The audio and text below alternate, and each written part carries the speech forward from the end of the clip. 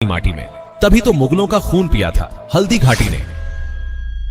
जब भी राजस्थान की बात आती है तो अक्सर कहा जाता है यहां पानी कम है, यहां रेत के धोरे और बंजर जमीन है।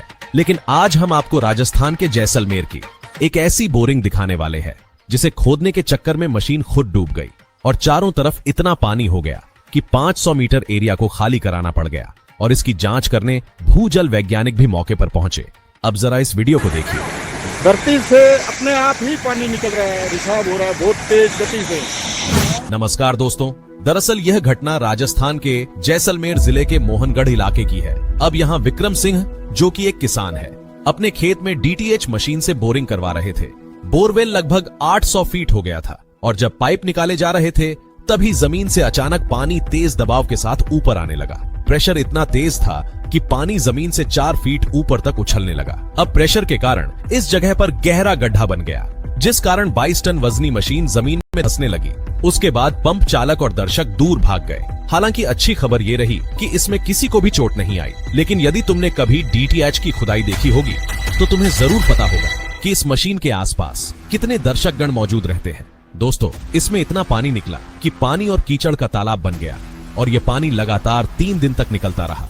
लेकिन इसमें भूजल वैज्ञानिकों की सबसे चौंकाने वाली बात ये सामने आई कि इस मलबे में जमीन से टर्शरी काल की रेत निकली है। दोस्तों, टर्शरी काल का मतलब वो जमाना था जब डायनासोर खत्म हो गए और इंसानों के लिए रास्ता खुला। तब नए जानवर, पेड़ पौधे और धरती का लेवल सेट हो रहा था।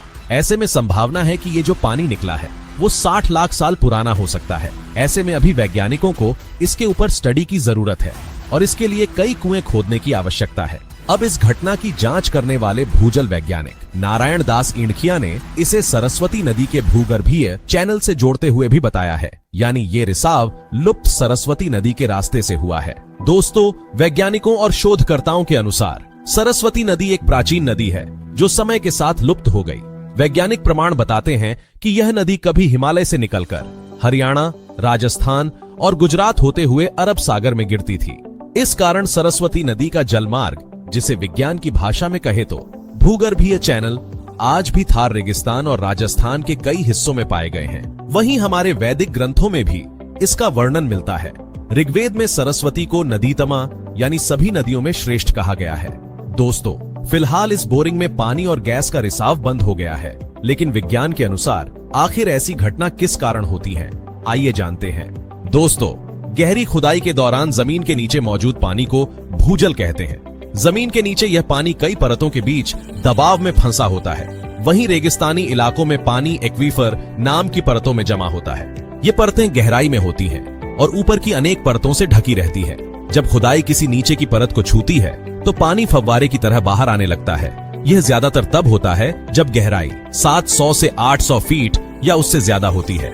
इस घटना को आर्टिजियन वाटर फ्लो भी कहते हैं। साथ ही जैसलमेर जैसी जगहों पर प्राचीन नदियों के चैनल, जैसे सरस्वती नदी के अवशेष जमीन के नीचे मौजूद हो सकते हैं। यह नदी कभी हिमालय से निकलकर राजस्थान और गुजरात तक बहती थी, लेकिन समय के साथ यह नदी सूख गई और इसके जल स्रोत और चैनल जमीन के नीचे रह गए। खुदाई के दौरान जब इन चैनलों को छेड़ा जाता है तो दबा हुआ पानी सतह पर आ जाता है।